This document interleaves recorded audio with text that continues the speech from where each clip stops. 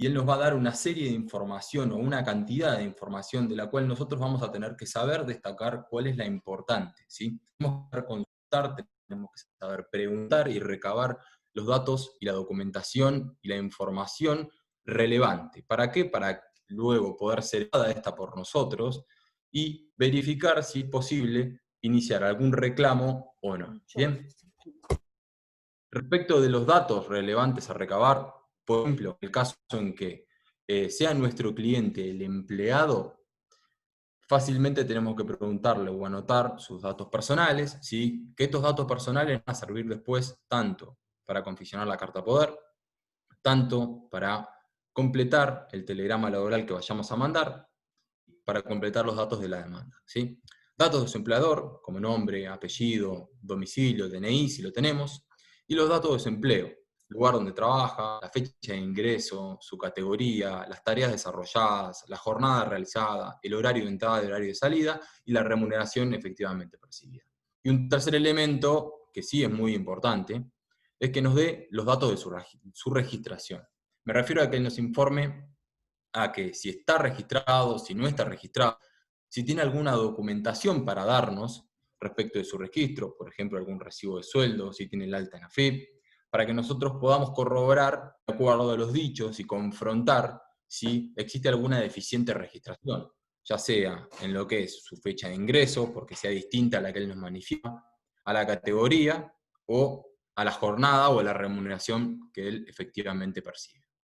Y en el caso de que nuestro cliente sea el empleador, porque también va a ocurrir, en este por ahí es más sencillo y debemos focalizar las preguntas en que nos brinde los datos del empleado y básicamente que nos exprese la real situación de trabajo, ¿sí? Más allá de que esté registrado o no registrado, así nosotros vamos a saber cómo proceder en el caso de que sea, de que estemos contestando un reclamo, ¿sí? O en el caso en que querramos iniciar alguna solicitud, alguna suspensión, etcétera, respecto de este empleado.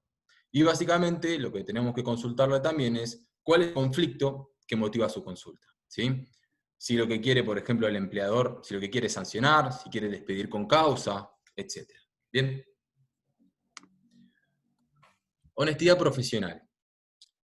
Una vez que tuvimos este primer acercamiento o esta primer charla con nuestro cliente y que vimos o pudimos analizar la documentación, es donde considero que acá es donde comienza nuestro asesoramiento.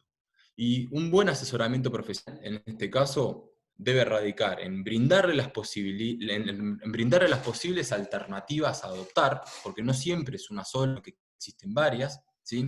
Pero hacer especial hincapié en cuáles van a ser las consecuencias de dichos actos. Les doy un ejemplo claro.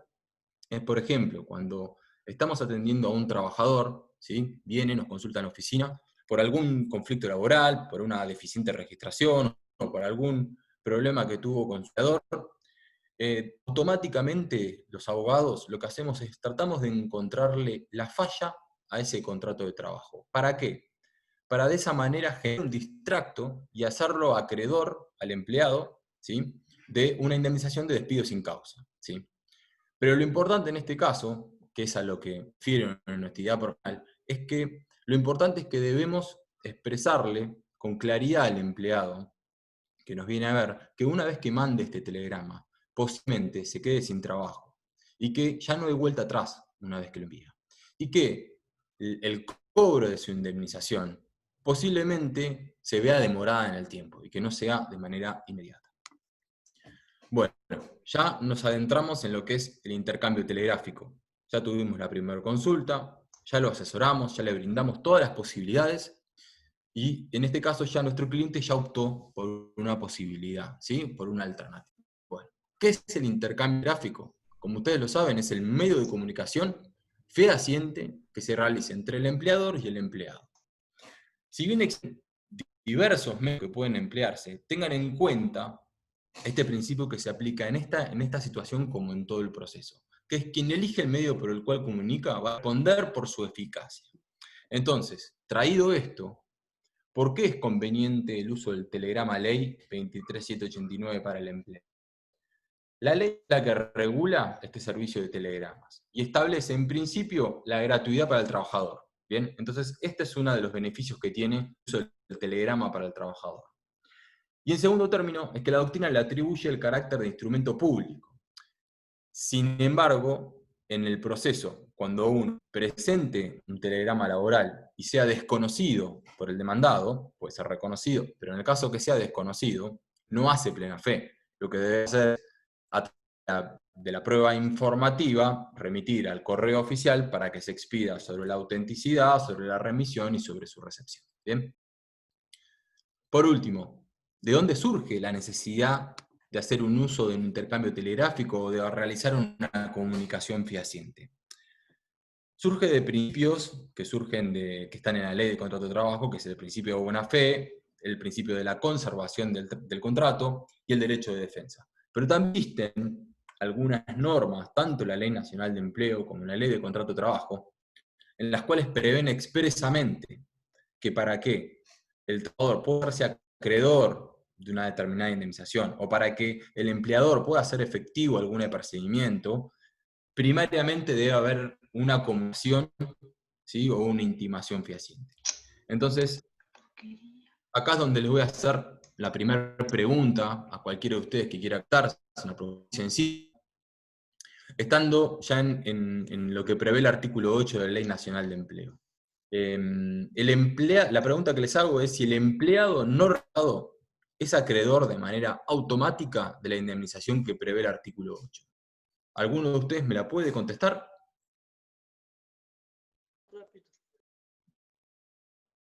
¿Hola? Graciela dice que no. Vamos, sean valientes. No. Hola, ¿cómo andás? No. No.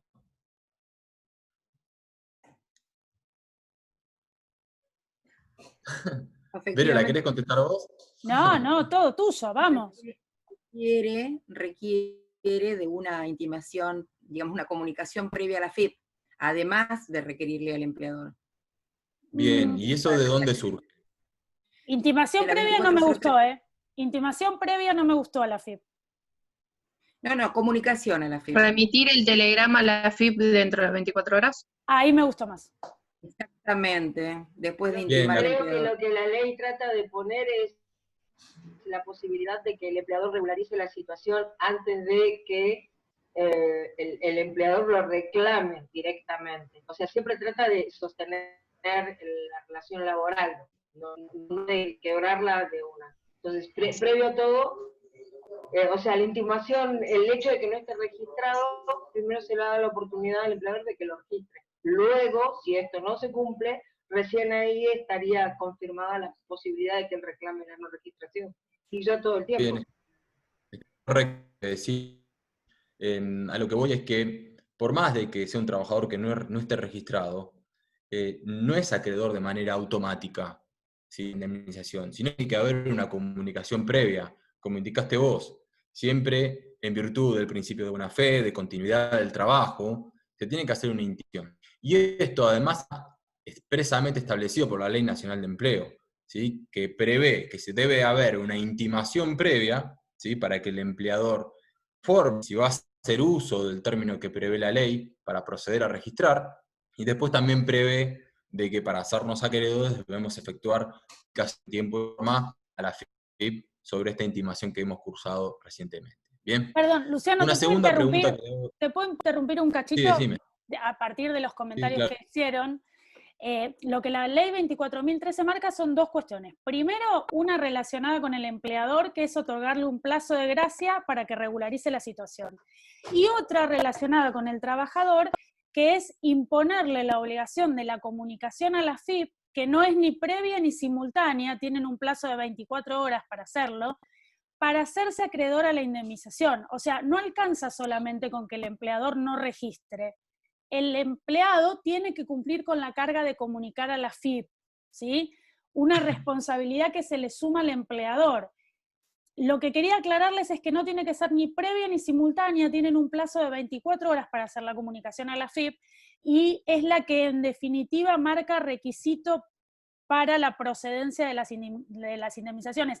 Y esto se hace extensivo tanto a la 24.013 como a la 25.323, ¿sí? Perdóname, Luciano, porque me había quedado que alguien comentó de una intimación previa y quería aclararles que no es previa, sino tienen un plazo de 24 horas. Gracias. No, está buenísima la aclaración, está bárbaro. Una segunda pregunta que le quiero hacer también a cualquiera de ustedes, en el mismo sentido, hablando de la necesariedad de esta comunicación fehaciente o de nuestra intimación, es, por ejemplo, en el caso en que el empleado no concurra a su puesto de trabajo por el término de 7 días. ¿Bien? ¿Se constituye en abandono de trabajo de manera automática o no? ¿Quién No, la te lo puede contesto yo, contestar? Luciano. ¿Puedo? No sé Sí, si me claro. escuchan. Sí, te Bueno, escuchamos es perfecto. una consulta por ahí que me hacen los que no hacen laboral, que podrían consultar a alguien que sepa más que yo, pero siempre creen que porque se ausentó ya hizo abandono de trabajo. Ahí tenés que intimarlo previamente a que se reintegre, y yo en mi caso le pongo a que justifique las ausencias.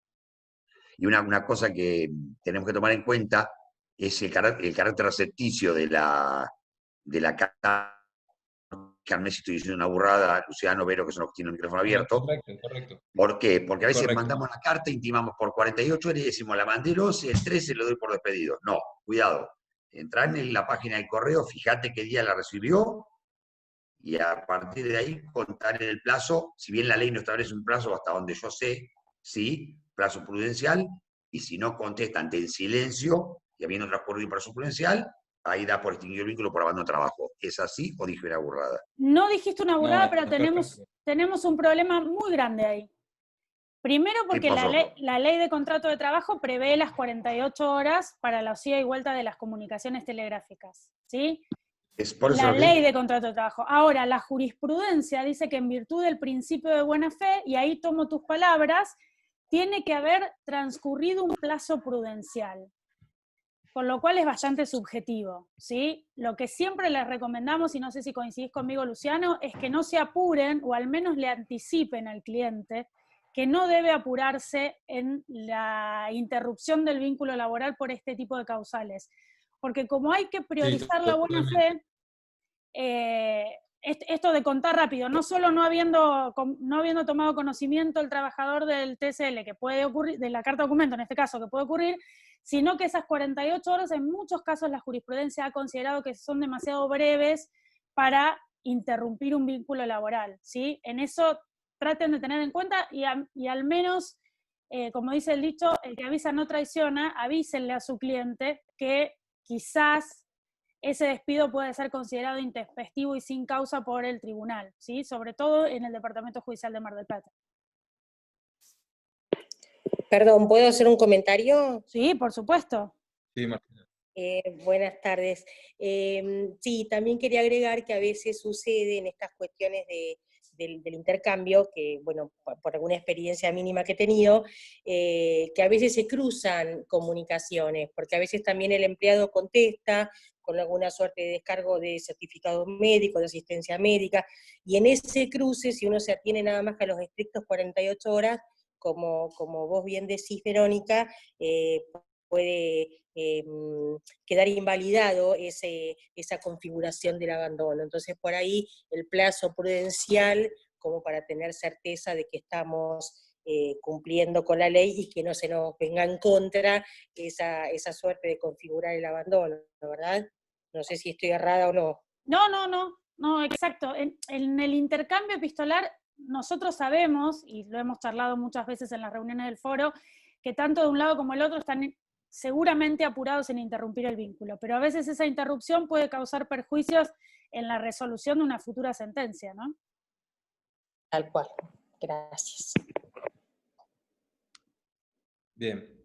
Bueno, y una tercera pregunta que les hago es, supongamos que un codemado recibe una cédula de notificaciones de traslado de demanda, de la cual jamás se le cursó intimación previa, ya sea a los efectos de una registración, ni se le ha comunicado el despido sin causa. En este caso, ¿consideran de que podría oponer alguna defensa? No sé si de previo desprendimiento, pero de fondo.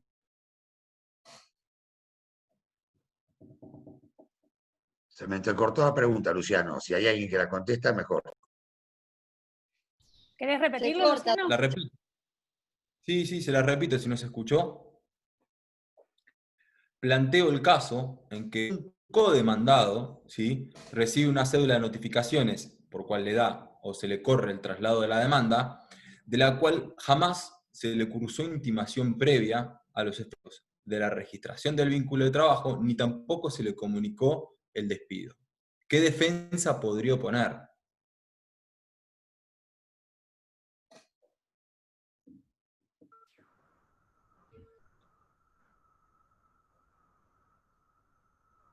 Si entendimos esta pregunta, entendemos todo, ¿eh?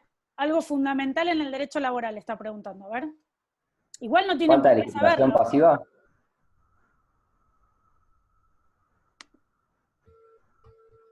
Ahí te contestaron, Luciano, uno dijo, falta de legitimación pasiva, no logré ver quién. Ah, sí, me escucharon. Otro dice, depende. Sí. Daniel dice que es innecesario intimar al deudor solidario, que hay jurisprudencia.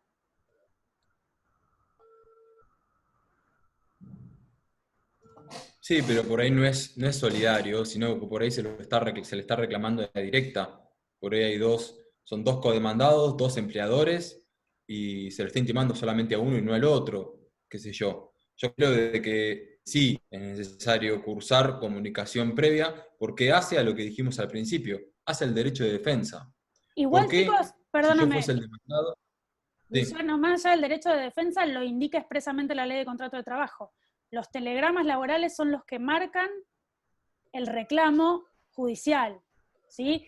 Y haciendo referencia a lo que dice Daniel con relación a la jurisprudencia que considera innecesario intimar al deudor solidario, al menos nosotros que litigamos acá en Mar del Plata, vemos muchos supuestos en los que se desestima la acción, se desestima la demanda, sobre todo en el caso de los responsables solidarios en las personas jurídicas por no haberlos intimado, ¿sí? Esto de iniciar la demanda de manera intempestiva y que no tengan los telegramas laborales.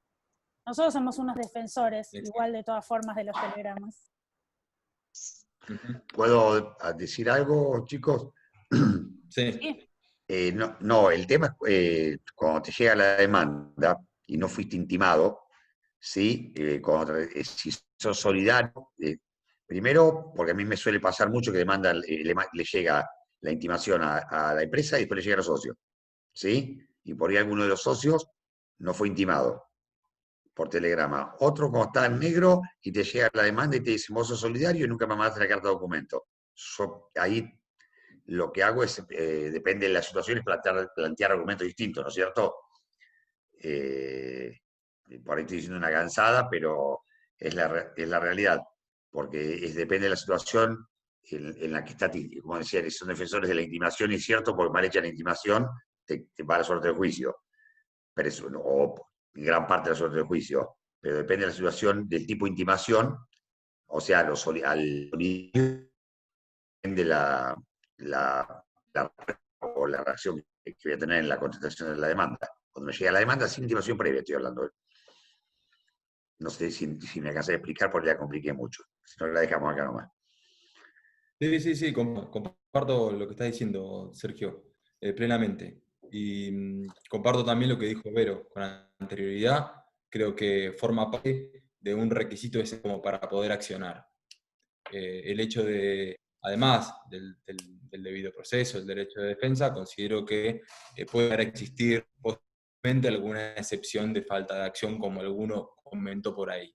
Habrá que ver después de qué manera resuelve el tribunal, pero esto hace a la necesariedad de este intercambio telegráfico, ¿sí? La idea era concluir eso, ¿sí? Que es necesario. Bien. Luciano, ¿te puedo interrumpir con unas preguntas antes de... Perdón, tengo unas preguntas de un tema anterior, así podemos avanzar. Después, no sé quién dijo, puedo hacer una pregunta porque no los veo. Yo. ¿Yo quién sería? Renzo. ¿Me esperás que tengo unas preguntas de un tema anterior para que no quede descolgado? Sí, dale, adelante, dale. ¿Sí? Luciano, acá te preguntan, ¿qué pasa si no recibe el trabajador el telegrama porque tiene desactualizado el domicilio? Supongo que en los registros del empleador. Bien. Yo considero que es responsabilidad del trabajador denunciar su domicilio de manera correcta. Vamos al ejemplo en que el empleador cuando lo toma le forma su legajo y le hace firmar una declaración jurada de domicilio. Si luego el trabajador muda su domicilio sin comunicarlo previamente a su empleador, yo considero que va a estar correctamente intimado o comunicado, más allá de que él efectivamente no haya recibido esta comunicación. No sé si es algo distinto, Vero, de tu parte. No, coincido con vos. En la denuncia del domicilio laboral, de todas formas, a ver, hay ciertas formalidades que tiene que cumplir el empleado y el empleador que si no las cumple, llevan a ciertas lagunas normativas que siempre se van a resolver en beneficio del trabajador. Si el trabajador tiene desactualizado el domicilio, pero tiene firmado una declaración jurada, estamos frente a una situación. Si el trabajador no tiene firmado una declaración jurada, estamos ante una mala fe por parte del empleador que a sabiendas de que el empleado no vive más ahí, le manda una carta documento intimándolo a trabajar, ¿sí? Recuerden que uno de los requisitos al iniciar la actividad laboral, además de comunicarle el régimen de asignaciones familiares, es la declaración jurada de domicilio. No todos suelen cumplir con ese requisito y genera estos inconvenientes a la hora de saber si estamos notificando bien o no al trabajador, ¿sí? Tengo otra pregunta, Luciano, es si el empleador se puede allanar a la pretensión del trabajador de la debida registración.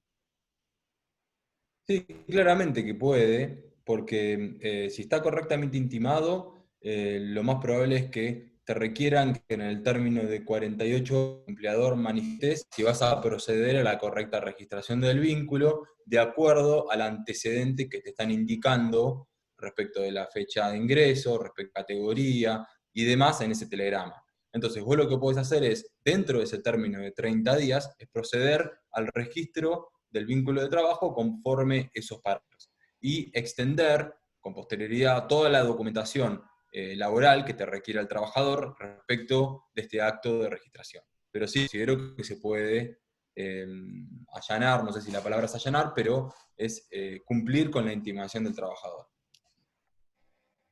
¿Puedo agregar algo? Por ahí la ayuda si estamos haciendo práctico. Sí, claro que sí. Pero, y Luciano me conoce hace mucho, si una burrada, corríjanme. Es obligación del trabajador, creo que lo dice la ley, la LST, creo no lo dice la LST, comunicar el cambio de domicilio, ¿cierto? Hasta ahí Sí, estamos. claro. Yo, para los que hacen empleador, que es en mi caso, en el legajo personal del que hablaba Luciano al principio, hago poner de puño y letra del trabajador, le hago llenar toda la ficha, nombre, apellido, número de documento, teléfono, domicilio, firma y fecha abajo. Entonces, después, cuando yo lo notifico ese domicilio, más allá, actuando de buena fe, ¿no es cierto? Hablamos de la buena y la mala fe del empleador, actuando de buena fe. Lo notifico a ese domicilio y después cuando contesta, dice, no, pero yo hace 10 meses no vivo más ahí. Usted no avisó, yo tengo de su puño y letra y agrego el legajo, la contestación de demanda, donde decía que vivía en tal calle. ¿Sí? Le digo, o sea, que capaz que me adelanté a la contestación de demanda, pero yo generalmente el legajo en el arranque, así como decimos, bueno, el intercambio telegráfico, en el inicio de la relación laboral, el legajo para mí tiene que empezar con una planilla con todos los datos hecha por puño y letra del trabajador. De última, le meteré una planilla caligráfica. Era un dato que yo hago como para tener una defensa más dentro de la discusión si vive más ahí o no vive más ahí, siempre hablando que estamos dentro de la buena fe. Sí, perfecto, comparto y es mal, dije con anterioridad. Sí, comparto plenamente. Vero, ¿sigo? Sí, por ¿Hay alguna favor. consulta más que te parezca? Te cuento, tenemos acá una discusión en el chat, dice, ¿hacemos las preguntas antes o las preguntas después? Les contamos que este curso trata de ser lo más práctico posible, ¿sí? No es una exposición magistral de ninguno de los docentes que van a estar a cargo, por eso intentamos contestarle las preguntas y nos gusta que tengan inquietudes y nos gusta responderlas. Quizás al final, entiendo que se puede hacer muy extenso, pero quizás al final quedan descolgadas, ¿sí? Por eso lo interrumpimos a Luciano y destacamos su buena predisposición en volver a retomar el tema. No es que intentemos alargar desmesuradamente la charla, pero por ahí si termina con la demanda y volvemos al telegrama, no tiene mucha relación al respecto. decime vos qué querés hacer, Luciano. ¿Te vamos haciendo las preguntas o las hacemos al final? Lo que a vos te sea más Avancemos un cómodo. poquito porque si no... Dale. Avancemos un poquito porque... Yo voy tomando nota de estamos todas las re- preguntas y las hacemos al final. Dale. Bueno, avanzamos un poco más. Bien. Siguiendo con el intercambio telegráfico, por ahí un poco ya lo que estuvimos hablando recién, es cuál es la importancia que más, ¿sí? O las cartas de documento. Encuentro como principal, ¿sí? Los principios procesales que ya van a surgir de este intercambio telegráfico. El primer principio procesal que vamos a encontrar durante todo el proceso es el principio de congruencia. El principio de congruencia, ¿qué quiere decir? Que el contenido del reclamo telegráfico va a determinar los hechos, el objeto y los rubros a reclamar. ¿Qué quiero decir con esto? Que lo que no se reclama en el intercambio telegráfico difícilmente después pueda ser introducido en la demanda, ¿sí? Encontramos un segundo principio que es el principio de exclusión. ¿A qué quiero referir?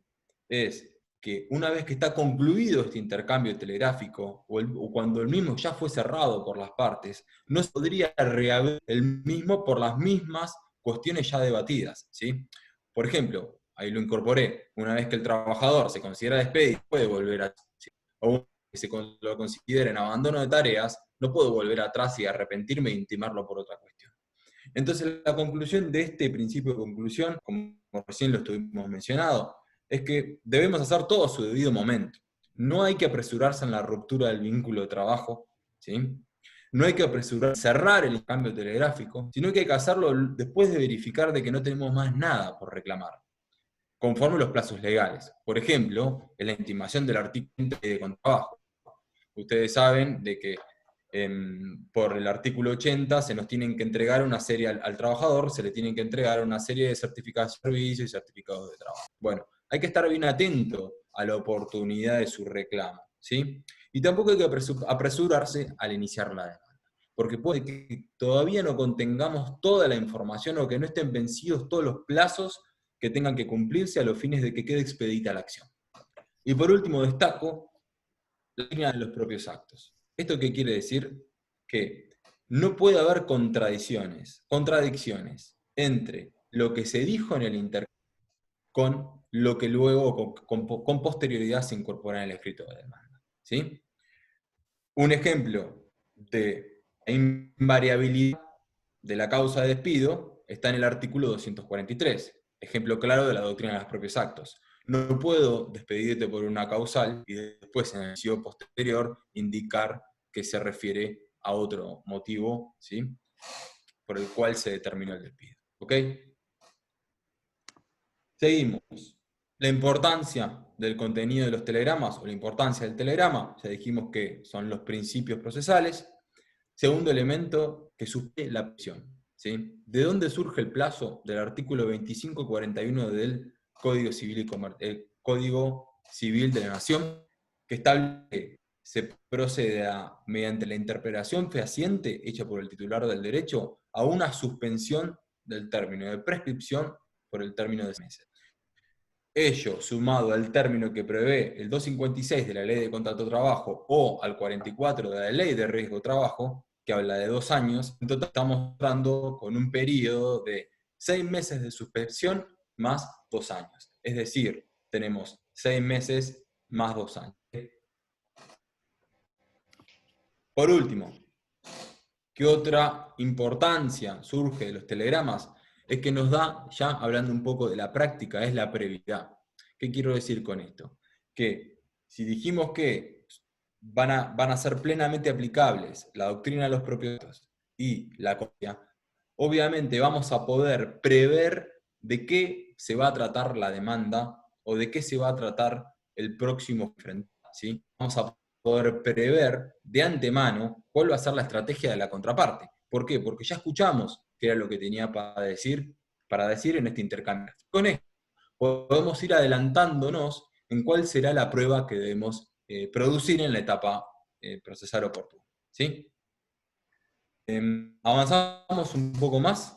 Vero, ¿tenemos alguna pregunta ahí respecto de este tema? Si Avanzá tranquilo bien. Y hacemos las preguntas al final. Bueno, bárbaro. Otro elemento importante recuerden que estamos hablando siempre de la etapa previa, de la etapa preparatoria de la demanda y de todos los elementos que tenemos que tener para encauzarla de manera correcta. Ahora entramos un poco a hablar sobre el convenio de honorarios y el pacto de cuota litis, que es un tema muy importante para nosotros los abogados, porque efectivamente es de dónde vamos a cobrar, ¿sí? Tengan en cuenta que nuestra ley de honorarios es la 14.967, que es la que va a regular los honorarios profesionales dentro de la provincia de Buenos Aires, ¿ok? Y conforme la ley, por aplicación de la ley, los abogados que participamos en un proceso laboral vamos a poder cobrar de distintas maneras. En primer término, a partir de una regulación de honorarios. La regulación de honorarios, ustedes saben de que la va a realizar el magistrado, siempre que los letrados hayamos participado de manera útil en un proceso, ¿sí? Esta regulación de honorarios va a partir de la aplicación del artículo 16 de la ley, ¿sí? En el cual se va a tener en cuenta, por ejemplo, el monto, ¿sí? La entidad, la calidad desempeñada, y después se le va a aplicar el artículo 21, que es la escala entre el 10 y el 25% de su monto. ¿Quién va a pagar los honorarios? De nada. ¿Bien? Principio general de costas a cargo de quien pierde. Pero también la ley de honorarios, ¿sí? Nos provee la posibilidad, que está prevista en el artículo 3 y 4 de la ley, la posibilidad de realizar con nuestro cliente un convenio de honorarios o un pacto de honorarios. En lo que hace al ámbito laboral y respecto al convenio o pacto que podemos realizar con nuestro cliente cuando es un empleado, la ley establece un límite del 20% que él vaya a percibir. Pero tengan en cuenta de que esto es independiente de las sumas que vaya a percibir por la regulación de honorarios que se vaya a efectuar y que pueda cobrársele a la contraparte, ¿sí? Y tengan en cuenta que en caso de que se firmen pactos con más de un letrado, porque ocurrió de que se inicia la con uno, ese letrado tenía pacto de cuota litis, le revocan el mandato o renuncia al mandato, interviene otro letrado. Ahí la distribución que se va a hacer de este pacto de cuota litis, de este porcentaje, va a variar de acuerdo a las etapas cumplidas por cada uno de los penales y también no se cuenta la aplicación del artículo 16 sobre la importancia de las actividades realizadas y demás. ¿Cómo y cuándo formalizamos el pacto de cuota litis o el convenio de honorarios? Tenemos dos grandes maneras, ¿sí? Que la primera es formalizar el pacto de cuota litis conjuntamente con la carta poder, ¿sí? Y cuando lo presentamos en la primera presentación que hacemos, o sea, en la demanda, y solicitamos conjuntamente la homologación del pacto de cuota litis. Sin embargo, ¿cuál es mi recomendación? Que en nuestra primera entrevista que tenemos con el trabajador o con nuestro cliente, firmemos un convenio de honorarios, el cual en principio lo vamos a conservar nosotros, obviamente dándole una copia al trabajador, donde además de establecer el porcentaje que vamos a percibir, que como recién lo mencioné es hasta el 20%, se establezcan además instrucciones que el trabajador o nuestro cliente nos está otorgando. Y con esto, ¿para qué lo digo? ¿Qué nos va a evitar conflictos respecto de la presentación, ¿sí? Que vayamos a realizar de manera extrajudicial? Nadie nos puede cuestionar de que estamos autorizados exactamente para el trabajo en su nombre.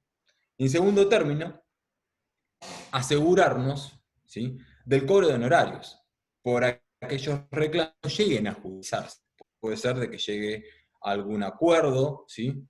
Entonces, de esta forma también nos podemos llegar a garantizar el cobro de nuestros honorarios porque ya fue pactado. Perdóname, Luciano, perdón. Se cortó un poco la parte, me piden si podés repetir el tema del porcentaje y del pacto de cuota litis. Bueno, volvemos para atrás. Sí, Entonces, perdón, no pero se escucha medio cortado. Bueno. Les pido si pueden silenciar los micrófonos, los que los tienen abiertos, y apagar las cámaras, a ver si logramos mejorar un poquito la señal.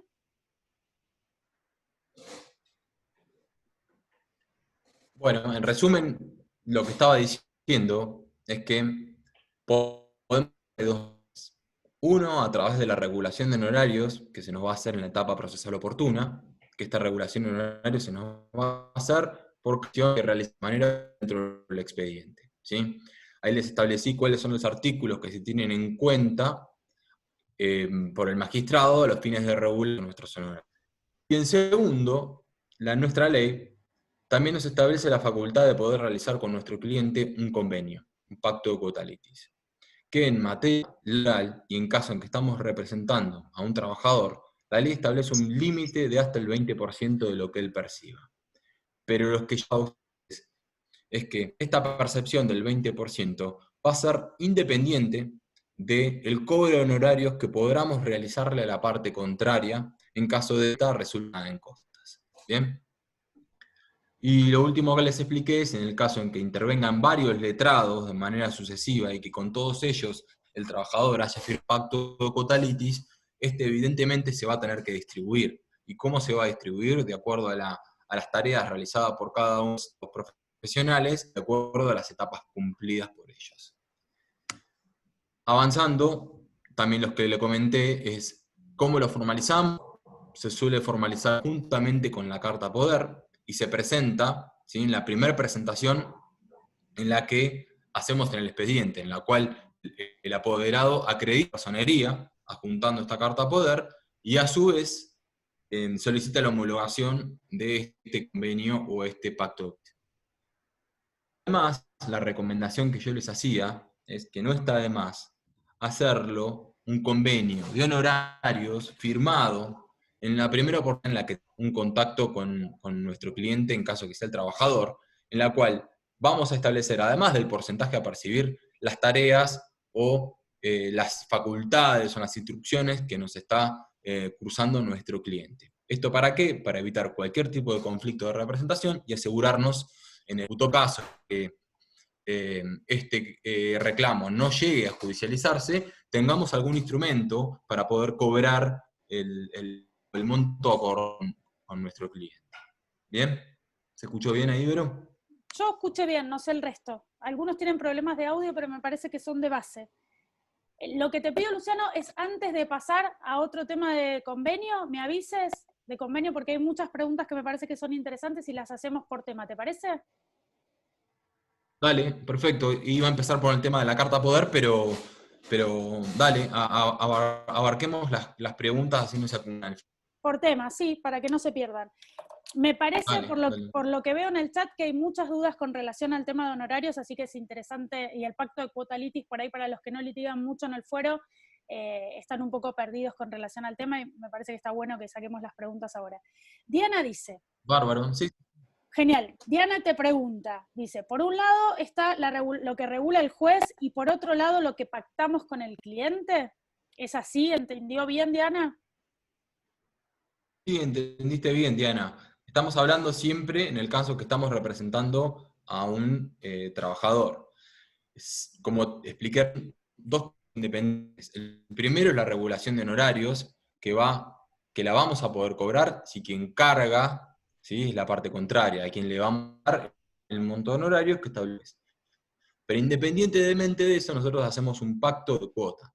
Es un cobro del porcentaje que él perciba. O no percibe nada de este pacto de cuota, nosotros no vamos a percibir nada, ¿sí? Es un porcentaje que en el momento oportuno, una vez que se haga el juez va a poner directamente y nos lo va a hacer el pago a nosotros. Bien. Bueno, creo que quedó claro. La particularidad del derecho laboral es bastante similar al derecho de daños, donde por práctica se utiliza el pacto, que está generalmente condicionado a que el abogado no cobra absolutamente ningún tipo de honorario anticipado hasta la regulación y el resultado, ¿sí? Si el juicio se pierde, no va a cobrar ese pacto y tampoco va a cobrar los honorarios regulados por el juez. Agustina te pregunta, Luciano, ¿qué pasa si el abogado renuncia? ¿Pierde el pacto? Eso va a depender exclusivamente de cada departamento judicial, pero podés contarle qué pasa acá en Mar del Plata. La verdad que no me tocó ningún caso de renuncia. Yo no puedo. sé cómo lo aplico. Yo puedo contestarte si querés. Sí. A ver, si el abogado renuncia al pacto de cuota litis, va a depender de cada tribunal cómo lo resuelve, ¿sí? Nosotros tenemos 4 tribunales en Mar del Plata, 4 tribunales con criterios distintos. va a haber un tribunal que le va a dar traslado al abogado para que resuelva con el colega qué porcentual del pacto de cuota litis va a aplicar a cada uno, lo pueden resolverlo eso entre los colegas. Otro tribunal va a disponer que le va a corresponder a cada letrado, suponiendo que fueran dos, igual parte porcentual del pacto, es decir, le va a beneficiar el 10% a uno y el 10% al otro. Otro tribunal va a condicionar el pacto de cuota litis al último abogado, es decir, la renuncia va a ser la renuncia expresa al pacto, ¿sí? Y en el tribunal número 2 lo que hacen es darle traslado para que opine el primer abogado que ha renunciado y a partir de eso resuelven de acuerdo al caso particular. Nosotros tenemos diferentes criterios con relación al pacto, pero la renuncia al expediente no hace renunciar al pacto. Perdón, me olvidé porque tenemos 4 tribunales. Uno de los tribunales considera que el pacto es del primer abogado. Es decir, el abogado que lo sustituye no tiene derecho al pacto de cuota litis. No sé si alguien quiere aportar algún criterio de otro departamento judicial. ¿Le puedo hacer una pregunta con lo último que dijo recién? Disculpe. Sí, cómo no. Usted dice que hay un criterio de uno de los tribunales que dice que el pacto de cuota litis le va a pertenecer al primer abogado. No es un criterio mío antes que te enojes, ¿eh? Es un criterio del tribunal. No. Usted dijo que era un criterio de uno de los tribunales de los 4 que había. Exacto. Bueno, o sea, ¿es correcto eso? Porque el abogado que toma el caso, o sea, no va a cobrar un porcentaje si también está interviniendo en el mismo.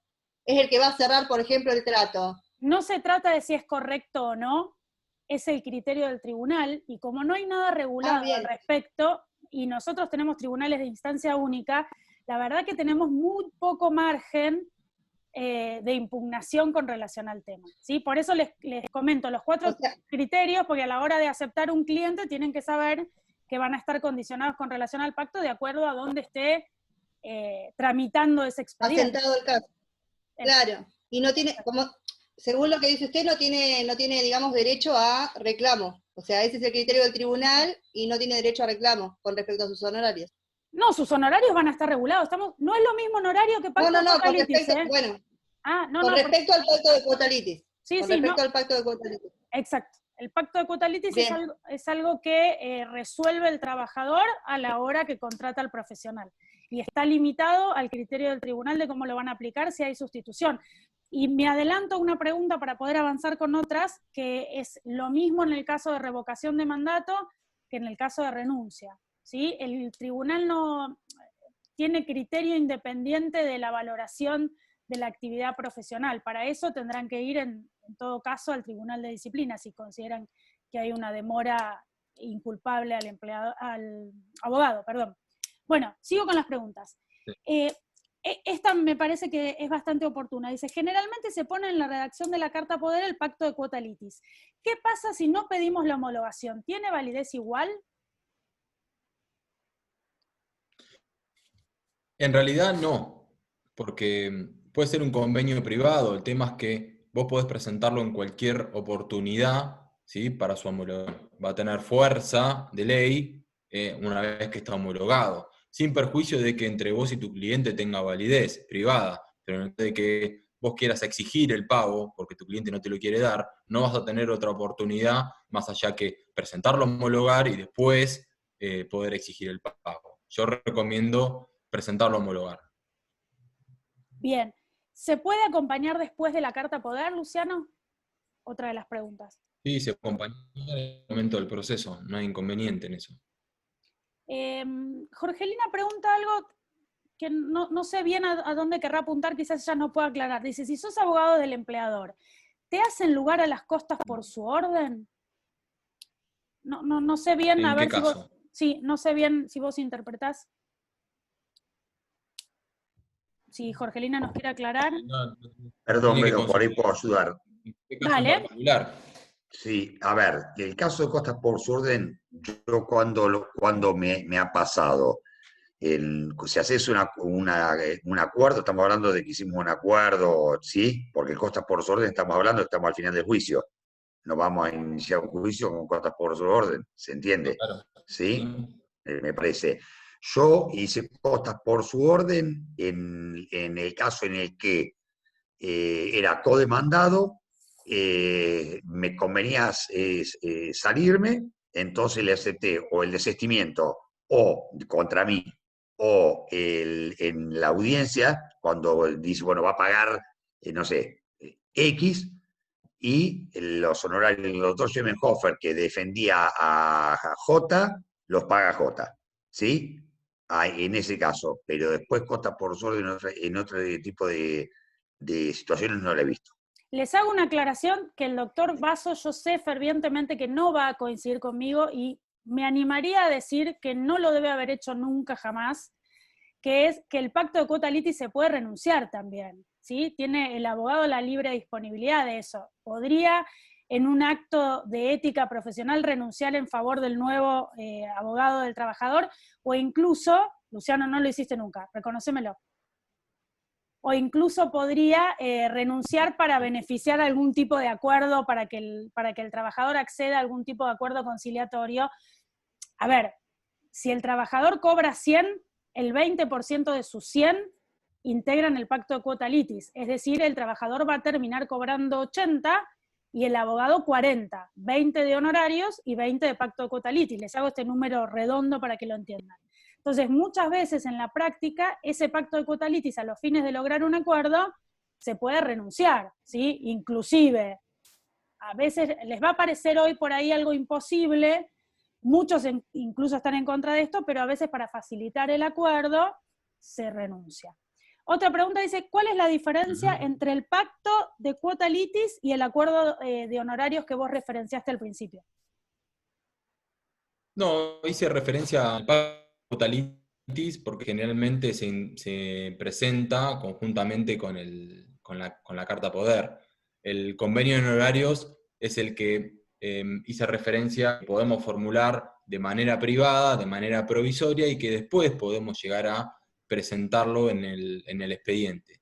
Existe una gran diferencia entre uno y otro, siempre en cuanto se respete el límite del 20%, podemos cualquiera de los dos presentarlos a homologar en el expediente. Si pactó un porcentaje mayor al 20, ¿se homologa? Creo que no. El límite legal del 20%. Será reducido automáticamente hasta al 20%. Mira, te voy a hacer una pregunta que tiene más que ver con tu cargo de docente en la facultad que con esta charla. ¡Ay, salud! Martín dice, si existe el allanamiento, ¿son costas por su orden? ¿Allanamiento en qué caso? Al contestar la demanda, si el demandado se allana. Al contestar la demanda. Y va a depender si el allanamiento cumple con el artículo 70 del Código Procesal Civil y Comercial, que el allanamiento tiene que ser oportuno, tiene que ser incondicionado, tiene que estar acompañado del cumplimiento de la prestación y demás. Y en ese caso, si el allanamiento con todos los requisitos, además de que no se haya incurrido en mora en el cumplimiento de esta prestación, considero de que puede llegar a votarse emisión de costas o las costas por su orden. Bien, última pregunta si seguimos y no te interrumpo más. A ver, Adrián dice acá, aportes y retenciones sobre honorarios regulados, 10% a cargo del empleado, 10% a cargo del trabajador.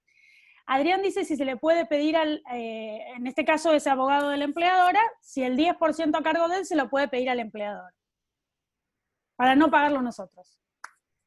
Vamos a empezar con tu charla donde hablabas de la ética profesional ahí, más que de los honorarios, sí. ¿No? Exacto, no, en principio un porcentaje de aportes que nosotros somos los obligados al pago.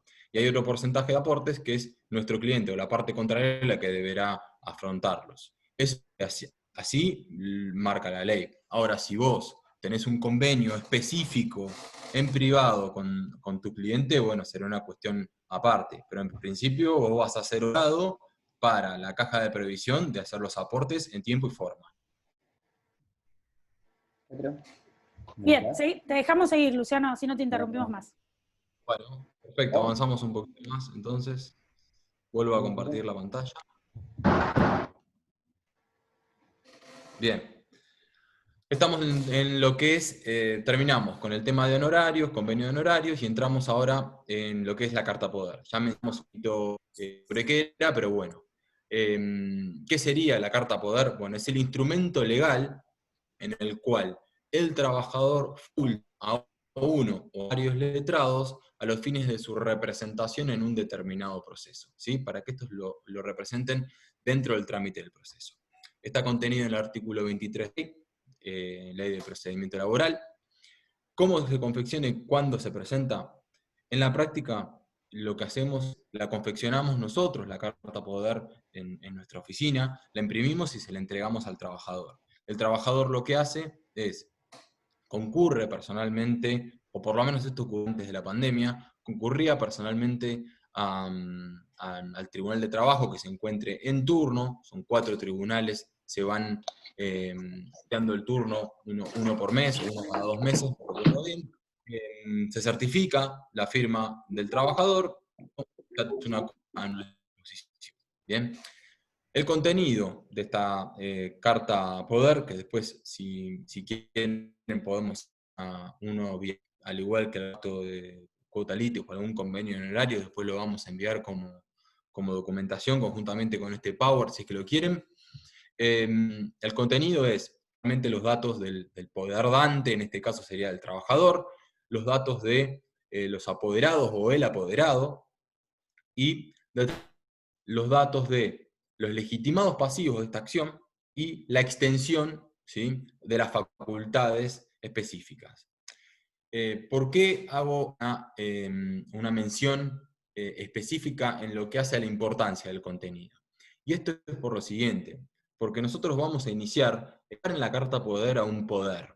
Nosotros vamos a iniciar una demanda con esta carta poder. Y lo que puede ocurrir es que al correr traslado de demanda, el abogado de la parte demandada advierta que no tenemos poder suficiente, ya sea para demandar a su cliente, no tenemos poder suficiente para defendernos respecto de los rubros reclamados, ¿sí? Y podemos llegar a ser pasibles de una excepción de falta de personería, ¿sí? O, en el mejor de los casos, el tribunal nos advierte sobre la insuficiencia de esa carta poder y nos saque previamente, ¿sí?, complete esta carta poder o que se aclare.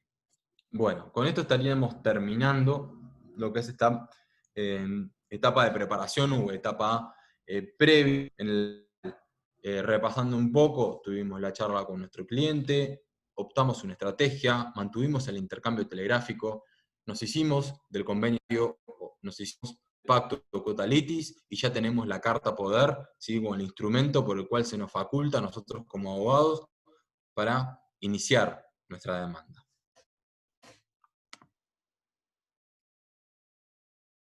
Bien, ahora ya hablando un poco, ya dentro de lo que es esto de la demanda, ahora también hago una pregunta que es muy fácil de contestar, que sería de por qué una demanda es el escrito de mayor importancia dentro del proceso. ¿Por qué le damos principal relevancia en la demanda? ¿Quiere contestar uno? Hola. Sí, te escuchamos. Sí, Marcela. Sí, ¿qué tal? Te contesto esto, después quería decir algo sobre las costas, pero si se da la oportunidad. Es porque en la demanda uno plasma la base del reclamo, y uno puede ampliar después la demanda, pero siempre que sean hechos nuevos, y que tengan que ver con aquellos hechos que no conocíamos al momento de interponer la demanda. Con lo cual, en principio, el reclamo que yo interpongo por ante el tribunal tiene que tener todos y cada uno de los elementos de la base del reclamo, ¿no?, de lo que estoy pidiendo. No me puedo olvidar algunas cosas que después no voy a poder aclarar, o sea, no voy a poder ampliar si yo las conocía previamente.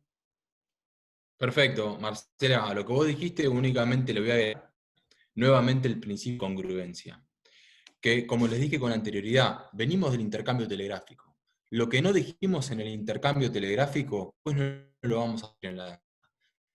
Y, consecuentemente, lo que no decimos en la demanda, estamos limitando la sentencia. O sea, nuestra demanda va a ser el principal y el más importante, porque es el que va a delimitar este juego. Vamos a delimitar la cancha, por decirlo de alguna forma informal. También vamos a establecer el alcance de la sentencia. ¿Por qué? Porque la sentencia no se podrá extender más allá de lo que uno haya pedido y haya aprobado. ¿Bien? Ok, perdón, por eso a veces cuando planteamos el reclamo es lo que más o menos corresponda, pero en principio lo que hace a la base de los rubros tiene que estar determinado, el contenido puede ser de acuerdo a las pruebas a producirse. Y yo Bien. digo esto y ya cierro, siempre yo tengo un dicho que siempre lo digo a todo el mundo, es que lo que no está en el expediente no existe en el mundo. Lo Y dijo esto Couture tiene que eso, ver ¿eh? un poco... Lo dijo ¿Eh? Couture. No es un dicho, es una frase de Couture. Pero el expediente, bueno, entonces debo ser porque yo soy muy vieja y no me acuerdo que lo leí en algún lado. Lo leíste, lo leíste. Claro, bueno, lo leí, bueno, pero yo siempre le digo lo mismo, que todo lo tienen que manifestar porque lo que no está en el expediente no está en ningún lado. Listo. Bueno, bárbaro. Gracias Muchas por tu gracias. aporte, Marcela. Chao. Bueno, continuamos entonces. Antes de adentrarnos por ahí en lo que es la demanda, quería destacar un poquito sobre lo que son las diligencias preliminares y la prueba anticipada. Muchas veces las pasamos por arriba, no les damos importancia, pero son de la realidad que son muy relevantes en caso que las podamos utilizar. La principal pregunta que me debo hacer al momento de sentarme a la redacción de la demanda es si cuento con todos los elementos esenciales para poder promoverla.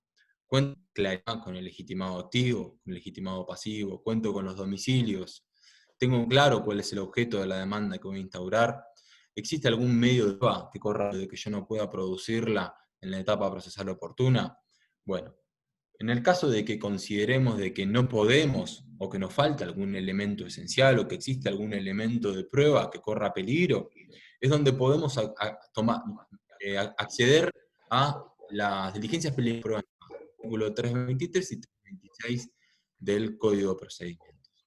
Sin embargo, de manera previa a esto, lo que es recomendable es que ustedes realicen alguna investigación de tipo profesional previa y analicen si la información que a ustedes les falta pueden obtenerla directamente en vez de acceder ustedes a ese tipo de información, como por ejemplo a través del uso del Internet, o en los casos en que necesitamos saber a nombre de quién está determinado establecimiento, podemos ir personalmente y obtener un ticket de compra, y no es necesario en ese caso iniciar una diligencia preliminar, una prueba anticipada para saber quién resulta ser el titular de explotación. Lo que me quiero referir con esto es que existen un montón de medios, y más ahora en que está todo bastante digitalizado, ¿sí?, que podemos hacer de manera previa con una pequeña investigación profesional desde nuestra oficina o concurriendo personalmente hacia determinado establecimiento para recabar información que no va a ser útil para promover una demanda de manera eficiente o de manera eficaz. Las diligencias preliminares y la prueba anticipada, si están expresas en la Ley de Procedimiento Laboral, por aplicación del artículo 63, nos permite su aplicación suplementar. Tengan en cuenta que el artículo 323 del Código de Procedimientos va a ser aplicable en los artículos 1, 6, 7 y 8. ¿Sí? Allí se establece el procedimiento, al cual a ustedes los remito para su lectura. Y en el caso en que ustedes consideren de que exista alguna prueba que corra peligro de poder ser producida en la etapa procesal oportuna, o que vaya a ser de muy difícil consecución, es donde podemos manotear el 323 y instar o iniciar alguna prueba anticipada. ¿Qué es? Es producir prueba antes de tiempo y de manera... Por ese tiempo, lo acabo de decir recién, es antes de la etapa probatoria. ¿Sí? Y de manera excepcional es porque solamente va a ser, pues la va a permitir en los casos en que ese medio probatorio tenga riesgo de no poderse producir en la etapa oportuna y sea únicamente los 3 o 4 que surgen del artículo 326. El 326 tiene una enumeración que es taxativa. ¿Bien?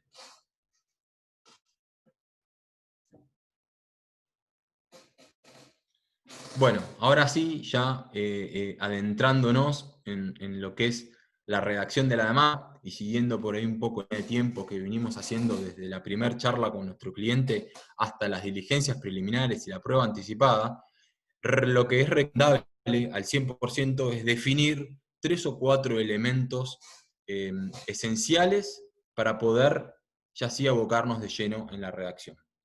El elemento que tenemos que definir es el objeto de la demanda. ¿Cuál va a ser el derecho cuya comprobación requerimos por parte del juez? Y a partir de ahí es donde, una vez que lo tenemos claro, es donde vamos a seleccionar cuál es el tipo de proceso más adecuado al iniciar. ¿Bien? Segundo elemento que tenemos que definir, si lo tenemos claro o no, o si tenemos que manotear alguna diligencia preliminar o prueba anticipada, es la legitimación activa. ¿Tenemos la legitimación activa? Puede surgir claramente o fácilmente cuando nuestro cliente es el empleado, una reunión de trabajo, por ejemplo, en blanco, lo despiden y ahí ya no hay ningún tipo de duda de que él es el legitimado activo, ¿sí? Él es el titular del derecho para reclamar. Pero puede ocurrir otra circunstancia que nos puede llegar a generar algún tipo de duda y necesitemos por ahí hacer alguna pequeña tarea de investigación